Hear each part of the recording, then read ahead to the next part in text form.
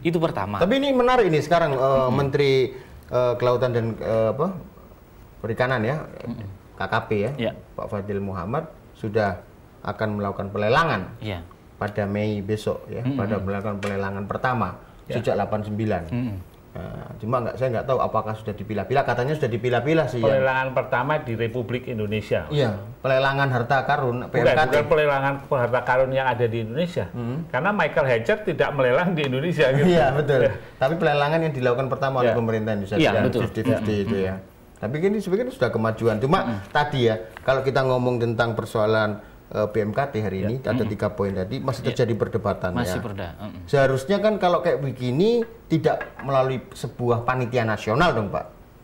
Kalau panitia nasional namanya panitia kan ad hoc sifatnya ya. Tidak menjadi sebuah lembaga yang benar-benar fokus dan komprehensif menanggapi dan menyikapi dan mengelola BMKT. Kalau menurut Bapak?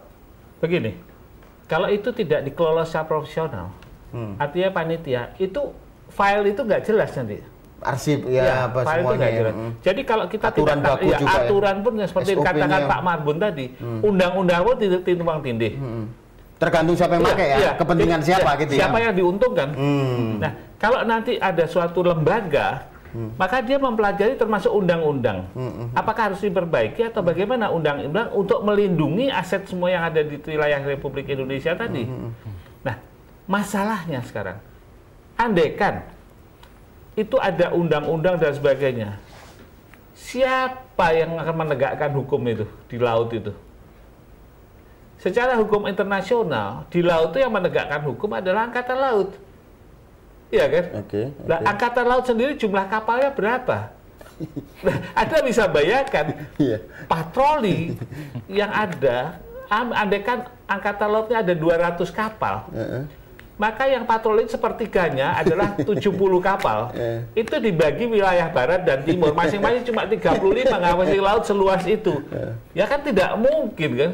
Nah, kalau negara yang sudah kekayaannya berlimpah di laut. Atau sebenarnya gini aja Pak, nanti hasil lelang yang pada Mei ini, yang katanya sampai berapa 200 juta US itu dijadikan modal awal untuk kemudian melakukan semacam apa pengawasan, pengelolaan, manajemen sebuah lembaga baru. Ya 200 juta dolar itu Pak, itu hanya paling bisa 2 kapal dibeli.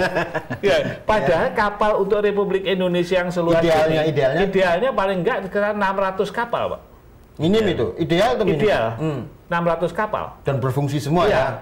Dalam keadaan ready. Ready perang, ready pengawasan, ready artinya semua. Apa? Ini sudah pernah diadakan riset.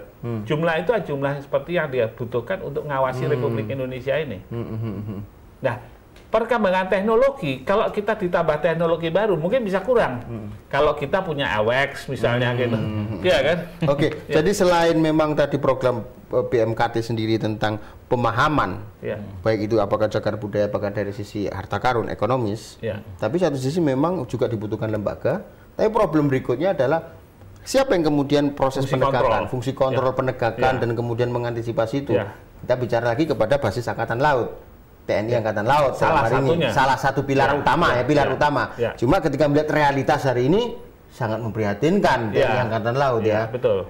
Jadi saya pikir memang kita harus pada fokus, tapi juga tidak bisa dong Pak kalau kemudian membiarkan BMKT yang begitu luar biasa potensinya hanya kemudian dikelola oleh sebuah kepanitiaan nasional yang Bapak juga bilang tadi. Ya, nah, Pak Nafis coba bayangkan uang yang di laut tadi triliunan. Bagaimana kan kalau kita bayar utang aja, daripada pusing-pusing kita ngutang, itu aja secara bertahap kita jaga. Kalau orang baru ribut masalah illegal lodging, illegal fishing, itu cuma berapa sih? Nah ini harta karun yang satu tempat saja di Bintan. Terus sekarang kemudian yang baru akan dieksploitasi di Cirebon itu baru 2 titik dari berapa tadi Pak? Dari 600 titik itu 600 titik itu yang sudah diketahui. Yang belum diketahui berapa lagi? Berapa kayanya bangsa kita kalau semua ini kita lola dengan baik. Nah tidak bisa dengan panitia tadi.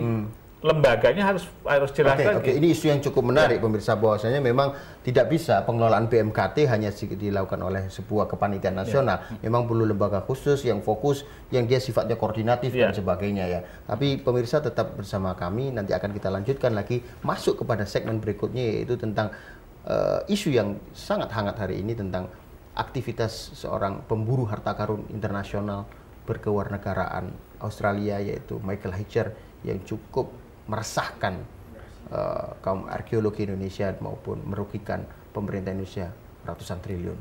Tetap bersama kami.